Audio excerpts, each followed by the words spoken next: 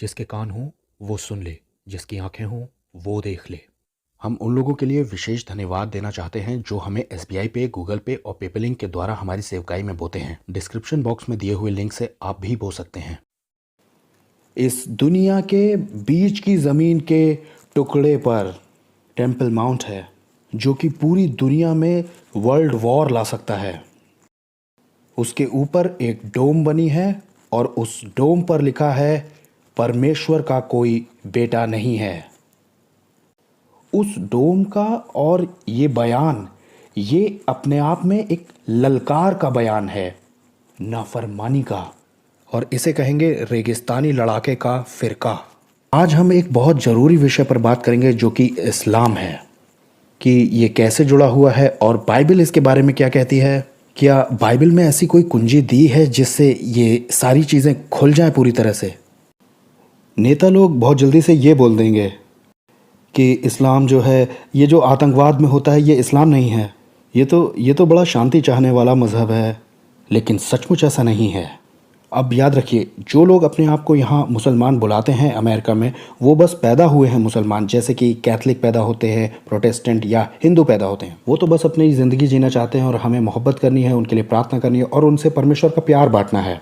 और उनमें से बहुत से लोग अब प्रभु में आ भी रहे हैं। और आपने भी ऐसी अफवाहें सुनी होंगी कि वहाँ मिडिल ईस्ट में मुसलमानों के बीच में स्वप्न और दर्शन हो रहे हैं। ये बिल्कुल सच है। लोग तो कह देते हैं ऐसा नहीं है, लेकिन ये सच है। मैंने सामने से देखा है, दर्शनों से हो रहा है और सचमुच में लोग प्रभु के पास आ रहे हैं।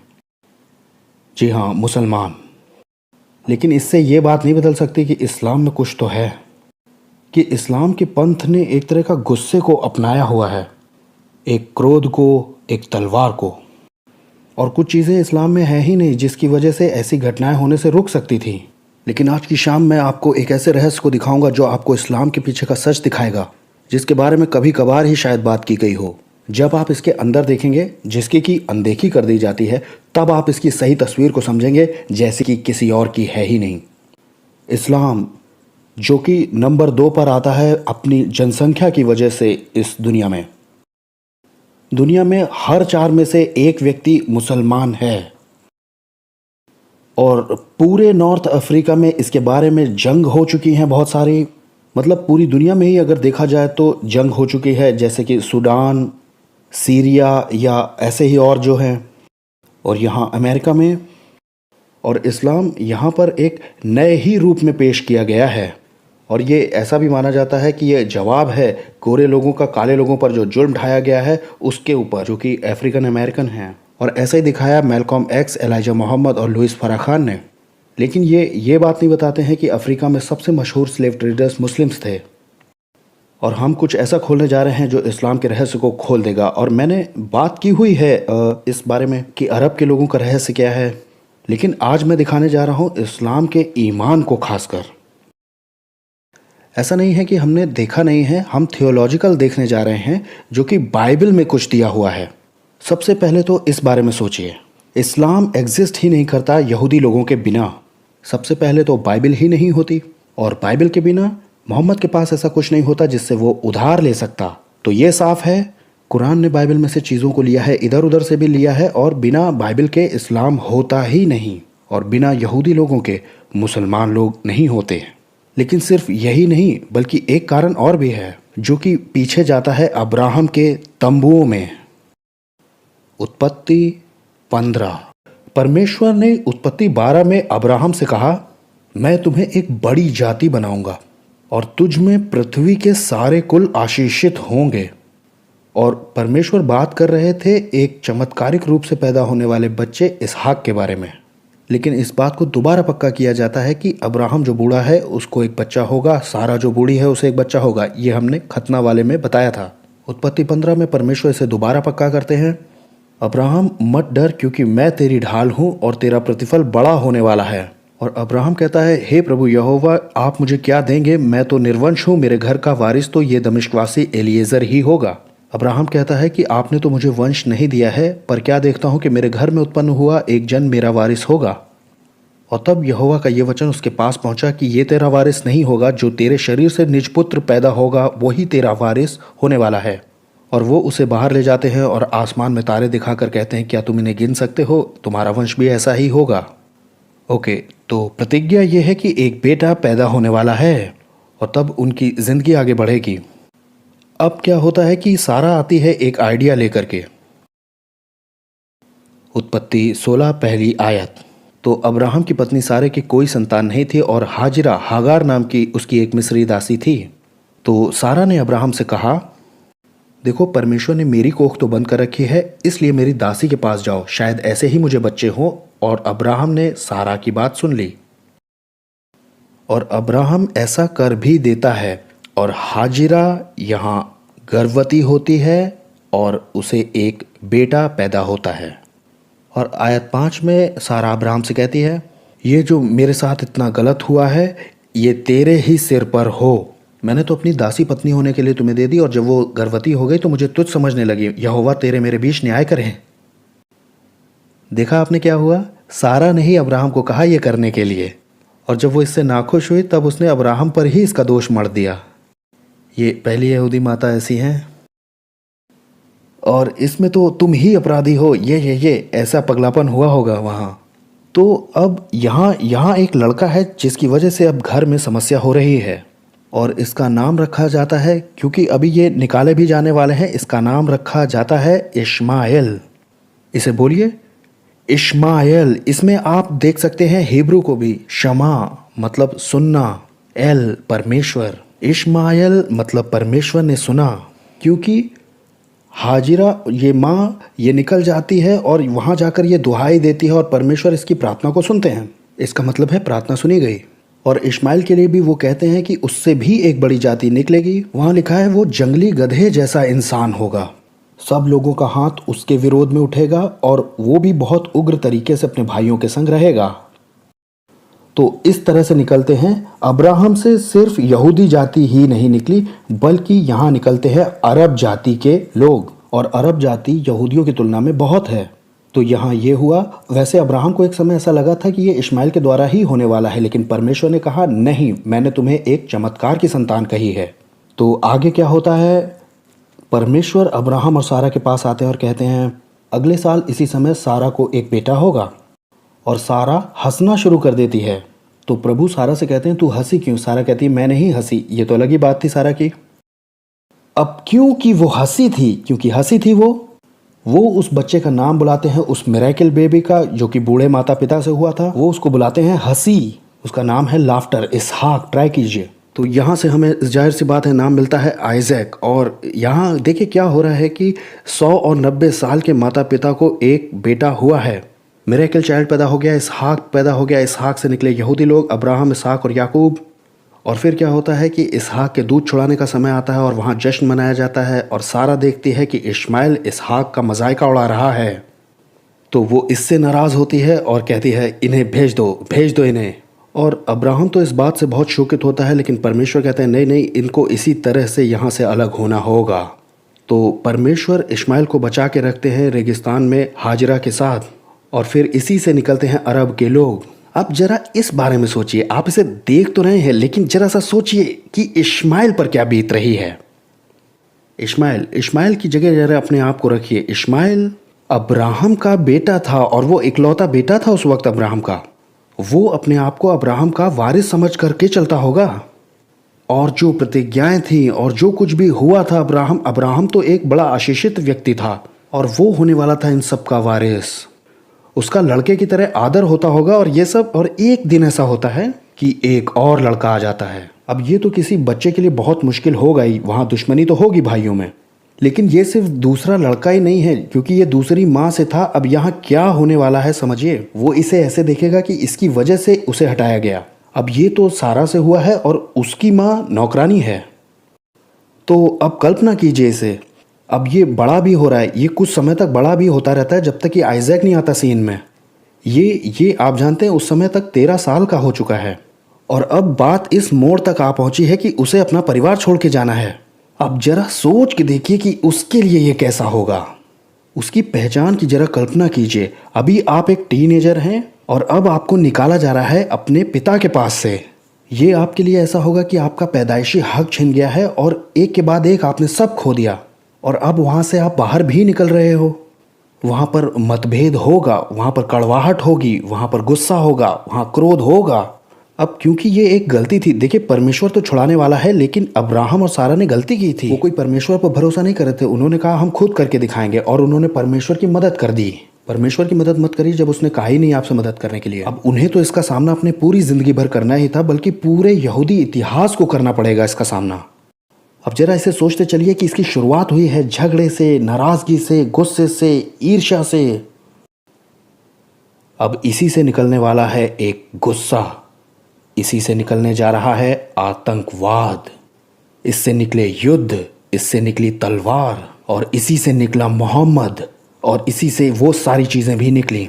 अब ये बहुत अमेजिंग है कि ये गुस्सा यहूदी अस्तित्व के विरोध में है, इजराइल के विरोध में है। मिडिल ईस्ट में इजराइल के प्रति इतनी घृणा आखिर क्यों है?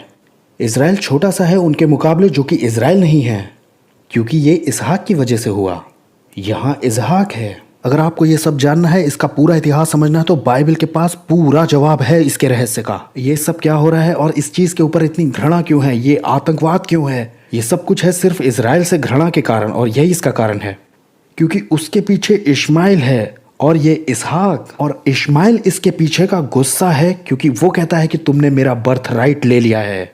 और इसके लिए कहा क्या जाता है कि अरे इजराइल ने हमारी ज़मीन को ले लिया है, जबकि वो दी गई थी इसहाक को। ये अब्राहम के पैदाइशी हक का हिस्सा था, और ये लड़ाई भी उसी पैदाइशी हक को पाने की है, यहाँ दिया है। आप समझना चाहते हैं दुनिया में क्या हो रहा है, ये यहीं दिया है। ये जंग जमीन के लिए है, ये जंग बर्थराइट के लिए है, और ये इन्हीं सब चीज़ों की जंग है। ये जंग दो बेटों के बीच में है, और ये हजारों सालों से है। इश्माइल कोशिश कर रहा है पैदाइशी हक को फिर से पाने की, वो इसे लेने की कोशिश कर रहा है, और अगर ये उसे दिया नहीं गया तो वो उस चीज़ को छीन कर ले लेगा जो कि उसे रिजेक्ट करता है, और ये प्रमाणित होगा कि वो भी लायक है। और उसके लिए ये ऐसा भी नहीं है कि ये सिर्फ दो लोगों के बारे में है। अब हम इसे ले जा रहे हैं इस्लाम के ईमान के बारे में। अब हमारे पास है इस्लाम।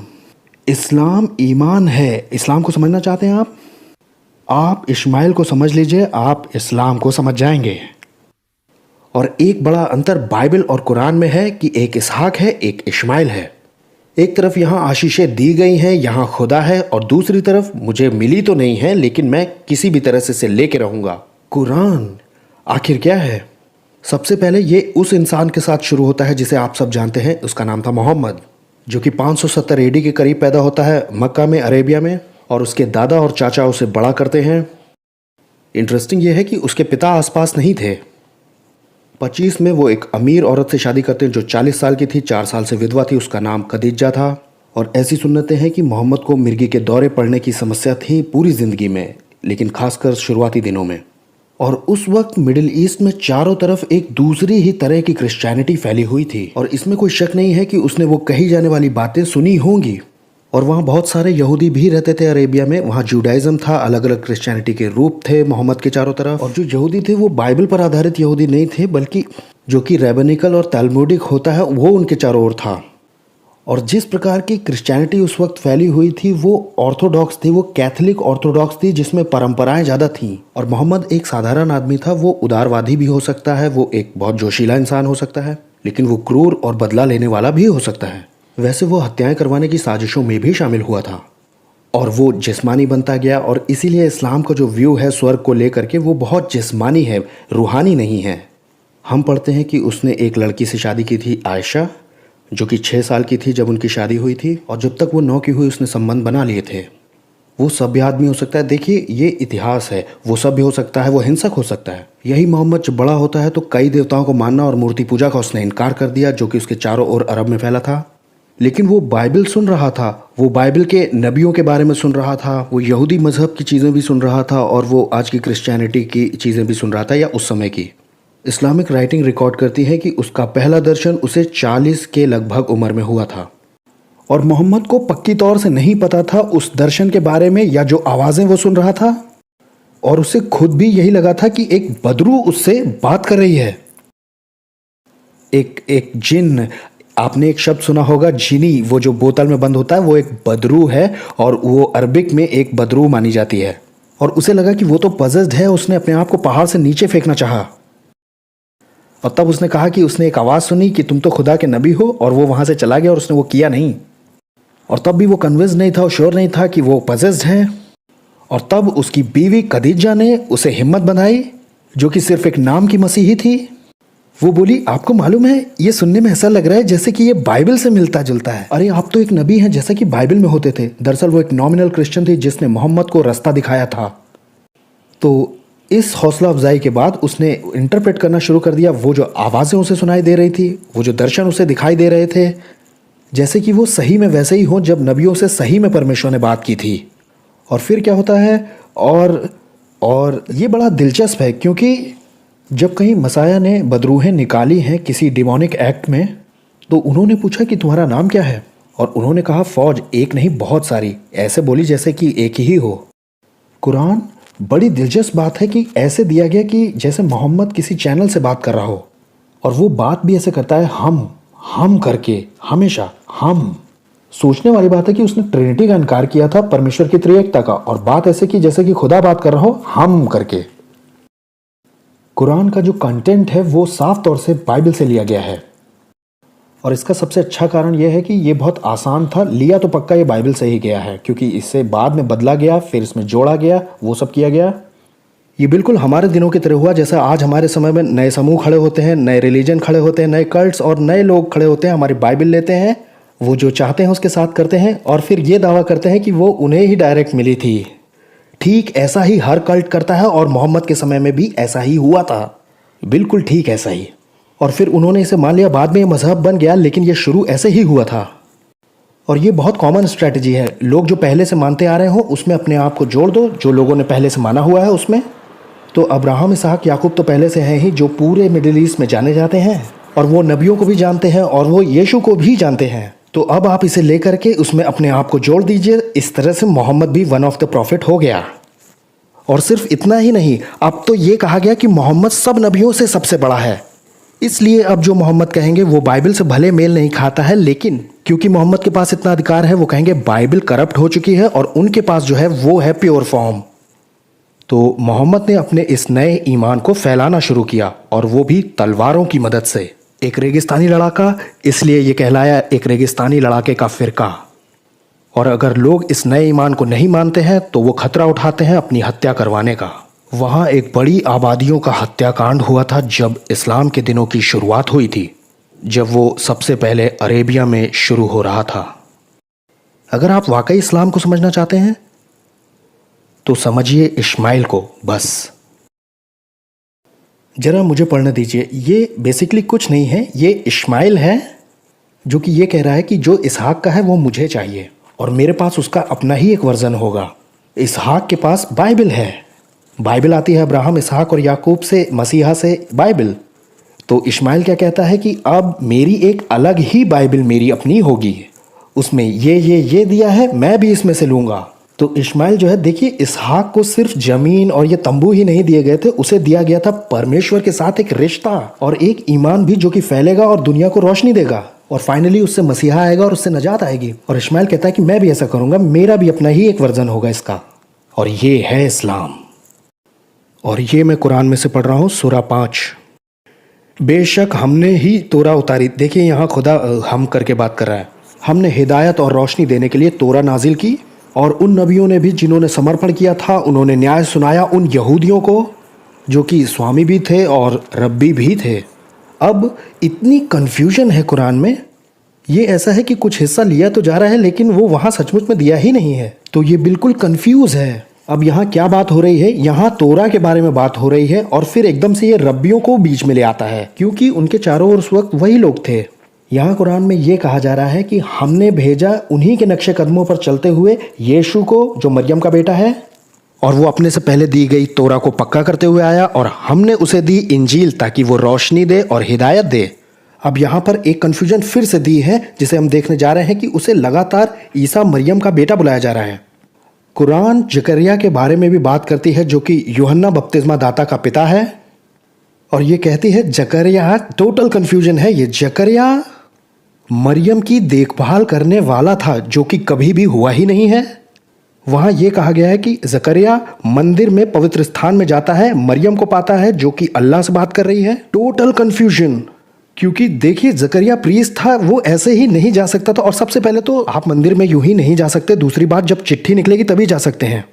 और अगली बात कि मरियम भी मंदिर के अंदर नहीं जा सकती क्योंकि कोर्ट ऑफ वुमेन है, कोर्ट ऑफ मेन है, इजराइल का प्रीस्ट जा सकता है अंदर। बस टोटल कंफ्यूजन, बाइबल से चीजें उठाई तो जा रही हैं लेकिन टोटल कंफ्यूजन है। और फिर उसे लगातार मरियम का बेटा यीशु करके बुलाया जा रहा है, जो कि बड़ी अजीब सी बात है क्योंकि आमतौर पर आप कहेंगे यूसुफ का बेटा यीशु, दाऊद का बेटा यीशु, लेकिन मरियम का बेटा यीशु बाइबल ऐसा नहीं कहती है। ऑफकोर्स वो मरियम का बेटा था लेकिन उसे ऐसा कहा नहीं गया है, पिता के नाम से जनरली बुलाया जाता है। तो ऐसा क्यों है, ऐसा क्यों कहती है कुरान? क्योंकि उन दिनों में जो सारी क्रिश्चियनिटी वहां फैली हुई थी वो ज्यादा जोर मरियम पर देते थे, जो कि बाइबल में बिल्कुल नहीं है। ज्यादा जोर लेकिन मरियम पर था, जो कि कैथलिक्स थे और ऑर्थोडॉक्स थे चारों ओर। तो मोहम्मद ने उनमें से लिया है चीजों को, तो इसलिए वो नासरत का यीशु नहीं बल्कि मरियम का बेटा यीशु कह के बुलाता है। और वो क्यों है मरियम का बेटा? क्योंकि बस वो कुंवारी ने पैदा किया था। लेकिन कुरान वर्जिन बर्थ का इनकार कर रहा है, मरियम का बेटा बुला बुलाकर, पिता नहीं है जिसका। ये पूरी तरह से कंफ्यूज्ड है। और अब ये आगे बढ़ता है और कुरान कहता है, ये बोलता है कि परमेश्वर ने इज़राइल से मोहम्मद के बारे में बात की थी जो कि आने वाला है। और फिर ये ऐसे कहता है कि ये जो सुसमाचार है ये मोहम्मद का सुसमाचार है। ऑफकोर्स ये ऐसा ही है कि बाइबल से लेकर के वहाँ लगाया जा रहा है। और ये बड़ी अजीब सी और बड़ी उलझाने वाली बात है क्योंकि इसमें कोई कंसिस्टेंसी नहीं, क्योंकि मोहम्मद ने कोई गॉस्पेल बताया ही नहीं कभी पहले नंबर पे। और फिर ये आगे ऐसा भी कहता है कि मरियम का बेटा जो कि यीशु है, उसने अपने चेलों से ऐसा कहा था कि हम ये आया है खुदा के लिए, कि हमने उन्हें ताकत दी है कि वो चेले जो ईमान लाए हैं वो उनके दुश्मनों पर हमेशा ऊंचे रहेंगे। तो अब ये कहता है कि खुदा ने ताकत दी है प्रेरितों को उनके दुश्मनों पर, लेकिन जो प्रेरित थे वो तो सुसमाचार प्रचार कर रहे थे।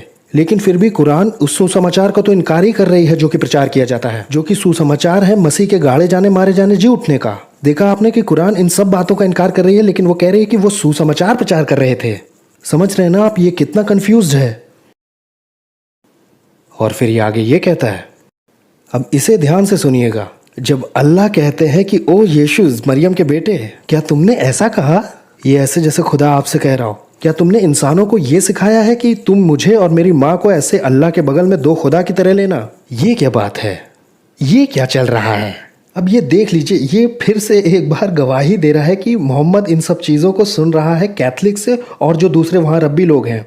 दरअसल वहाँ ये कहा जा रहा है, ये मरियम के बारे में ज़्यादा बोल रहा है कि यीशु क्या तुमने दुनिया को ये बोला है कि दो खुदा और हैं, तुम और मरियम? क्योंकि मोहम्मद के समय में मरियम की वहाँ पर पूजा चल रही थी और इसीलिए इस बात को मोहम्मद ने ऐसे लिया कि उसे दूसरा खुदा बोला जा रहा है।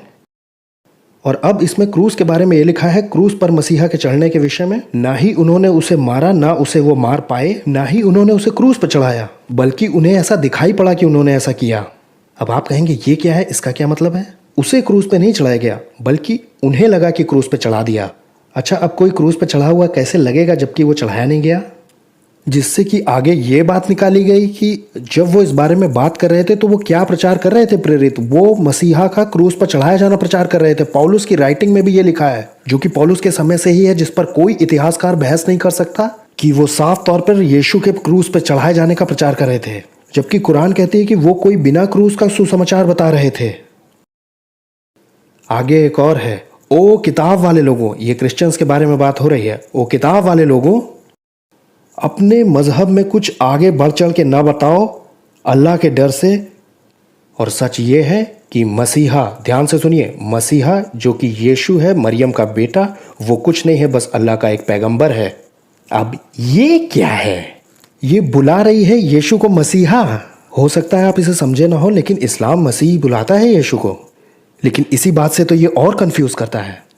और वो ये कह रहा है कि वो मसीहा तो है लेकिन उसे ज़्यादा बढ़ाव चढ़ाव नहीं, वो ज़्यादा है नहीं कुछ, लेकिन वो है मसीहा लेकिन उसे बढ़ाव नहीं ज़्यादा।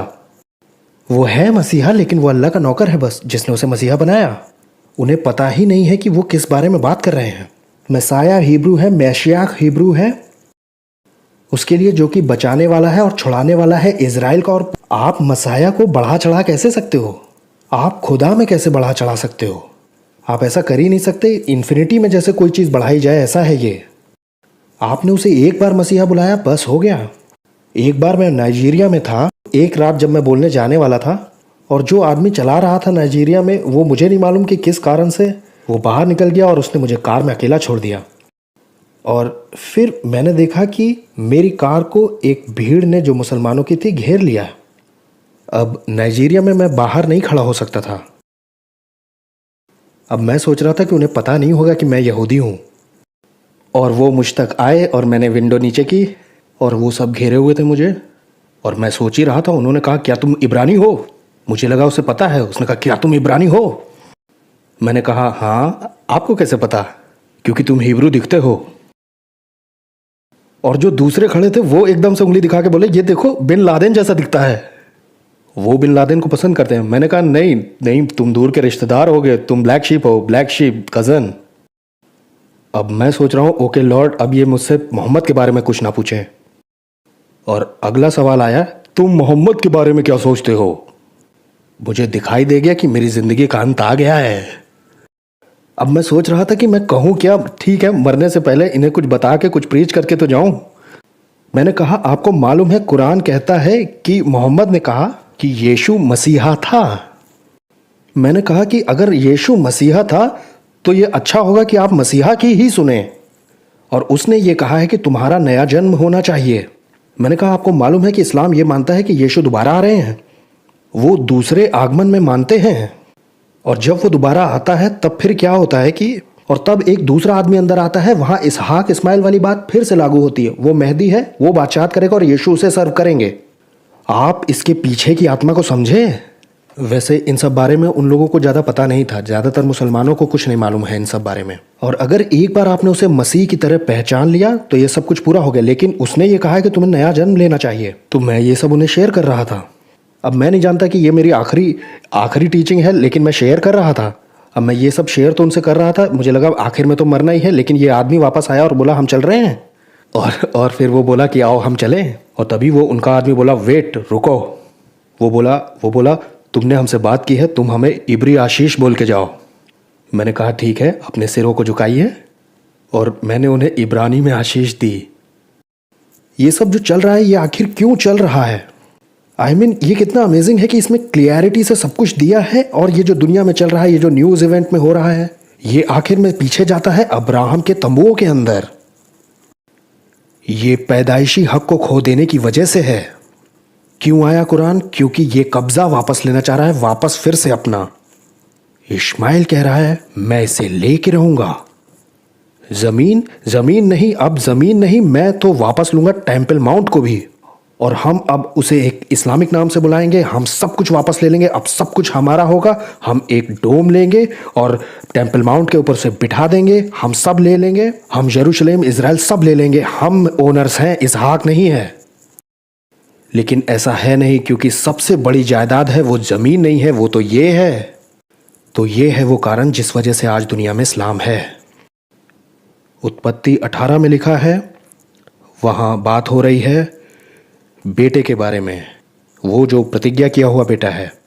वहाँ लिखा है 17 आयत से देखिए कि मैंने उसे चुना है। अब्राहम अपने बच्चों को निर्देश देगा और अब्राहम अपने परिवार को भी उसके जाने के बाद यह आज्ञा देगा कि यहोवा के मार्ग में अटल बने रहें, धर्म और न्याय करते रहें। और फिर यहोवा ने वो किया भी जो उसने वादा किया था। दूसरे शब्दों में, मैं तुम्हें एक बेटा दे रहा हूँ, मैं तुम्हें एक नेशन दे रहा हूँ, और तुम यहोवा के मार्गों को अपनी संतानों और अपने नेशन को सिखाओगे, और मैं उस नेशन का इस्तेमाल करूँगा मेरे पर्पज़ को पूरा करने के लिए। तो यहोवा का रास्ता वो था और आशीष उधर ही गई। और फिर इसहाक से आए नबी लोग और वाचाएं, तोरा, मूसा, लय व्यवस्था, याजक पद, बलिदान, और वाचाएं आई और मंदिर आया और प्रेरित लोग। और इसी पर रोमन्स में पौलुस ने ऐसा लिखा है, वो कहता है कि क्या हुआ यहूदी लोगों का? अरे उन्हीं में से तो वाचाएं आई हैं, उन्हीं को तो परमेश्वर के वचन सौंपे गए, और ये सब उनसे आया। ये आइजैक है। और उन्हीं में से वो जो सबसे ज़रूरी है, जो सबसे ज़रूरी 2 चीज़ें दी गई हैं। वैसे यहूदियों को बहुत से तोहफे दिए गए हैं, लेकिन उन्हें 2 चीज़ों के लिए बुलाया गया था। पहला तो है वचन और परमेश्वर का ज्ञान। ये सब इसके लिए है, ये उनका तोहफा था। और दूसरा, उनके लिए मसीह खुद परमेश्वर था। वो पूरी पृथ्वी के याजक होने के लिए बुलाए गए थे। तो इस्माइल ने इसका क्या वर्जन निकाला कि पृथ्वी के प्रीस्ट तो हम लोग बनेंगे, और हमारे पास इबादत का अपना ही तरीका होगा। और इसहाक को परमेश्वर का प्रकाशन दिया गया था, तो इश्माइल कहता है कि मेरा भी अपना परमेश्वर का एक प्रकाशन होगा।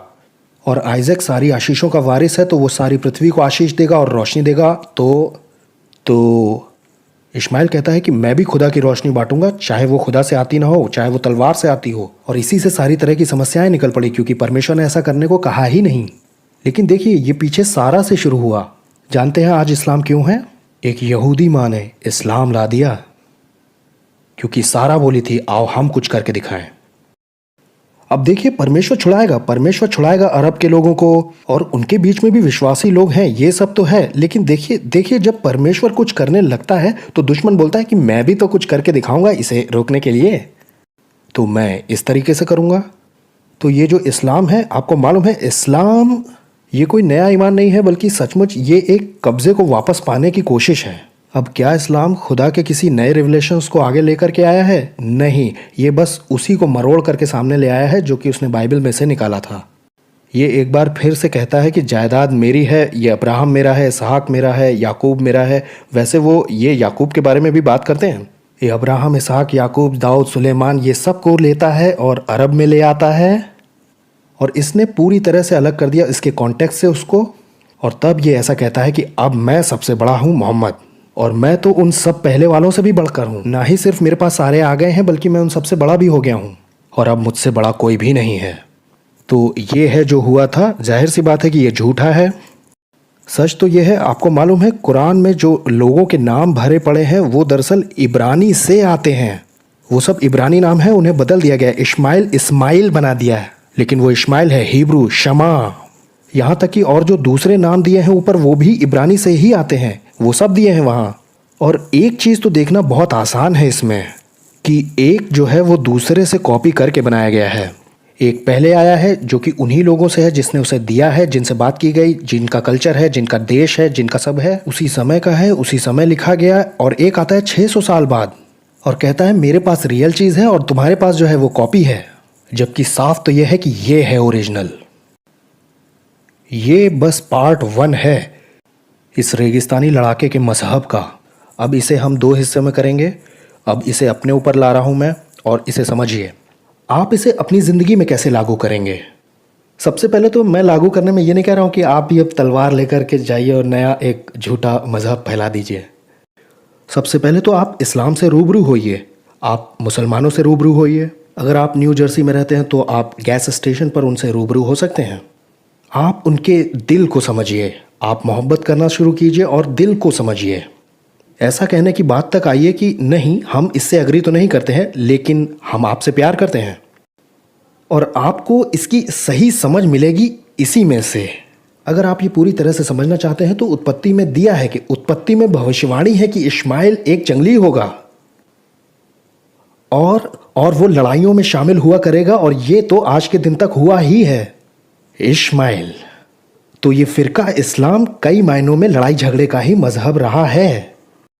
लेकिन इश्माइल और जो उसकी और संतानें हैं वो नहीं जो अब उद्धार पा गए हैं, बच गए हैं। अपने उन भाइयों को आशीष बोलता हूँ जो कि अरब वर्ल्ड के आए हैं, बच गए हैं। लेकिन बहुत सारे हैं जो कि मुसलमान हैं, उनके ऊपर ये इश्माइल की आत्मा है और ये बात उन्हें पता नहीं है।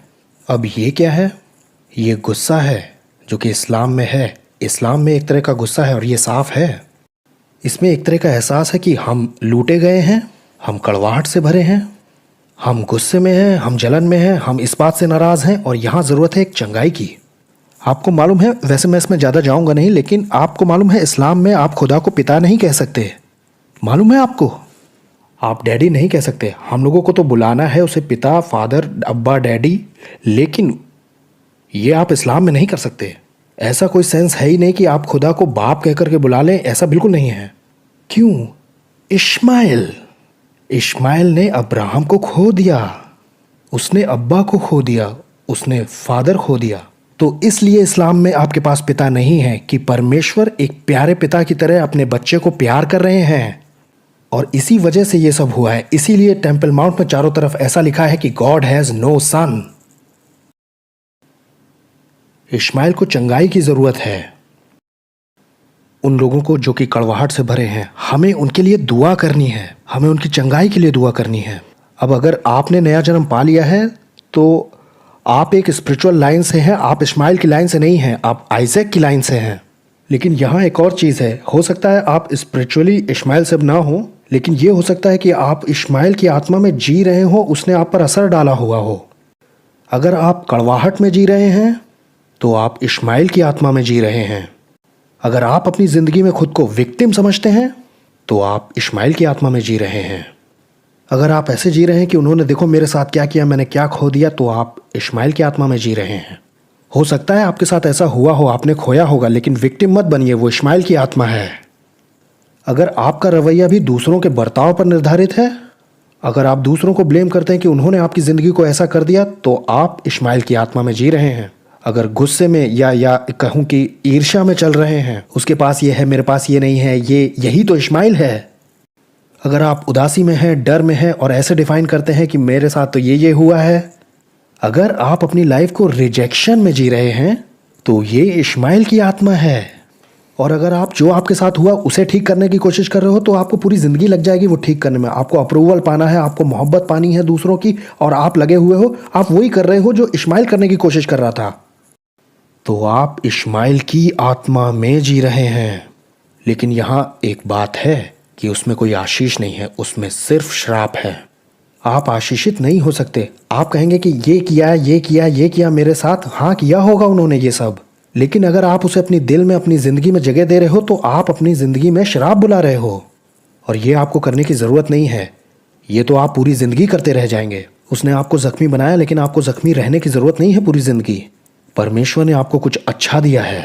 अगर आपने नया जन्म प्राप्त कर लिया है तो अब आप स्पिरिचुअली इस्माइल की लाइन से नहीं हैं, तो अब आप इसहाक की लाइन से, अब्राहम, इसहाक, याकूब और मसीह की लाइन से हैं। और इसका यह मतलब निकलता है कि अब चाहे कुछ भी बीता हो आपके साथ, लेकिन आप श्रापित नहीं हैं। आप आशीष की संतान हैं, आइजैक, ब्लेसिंग।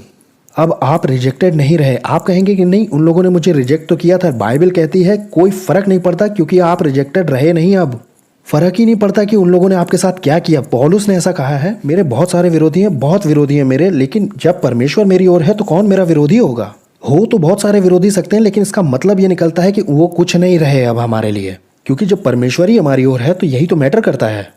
तो होने दो, चाहे मुझे सब रिजेक्ट कर दें, लेकिन मैं परमेश्वर की आशीषित संतान हूँ, श्रापित नहीं हूँ। देने दो सबको श्राप, मैं तो आशीषित हूँ। श्राप तो ऐसे गिर जाएगा नीचे।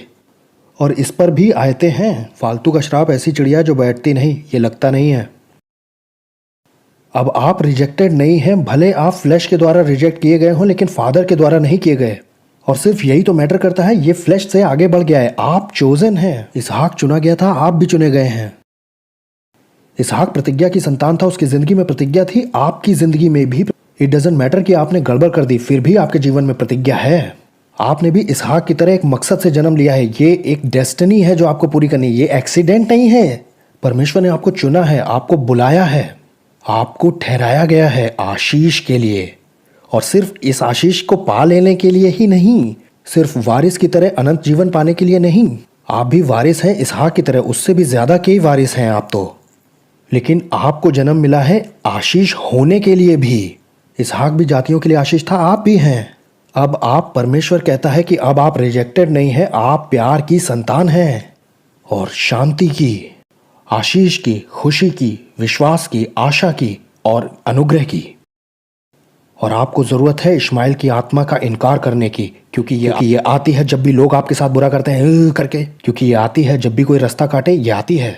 इस्माइल की आत्मा का इनकार कीजिए, क्योंकि ये श्राप देने की आत्मा है। और बजाय इसके चुनाव करिए उस आत्मा का जो अब्राहम के तंबू में दिया गया, ये आशीष का आत्मा। मैं ब्लेस करूंगा। अगर मैं कहूं कि जो सताते हैं उन्हें आशीष दो, आप उनके साथ सहमत नहीं हो, देखो उन्होंने क्या किया, अगर वो गलत है तो उन्हें गलत बोलो, लेकिन फिर भी उन्हें आशीष दो।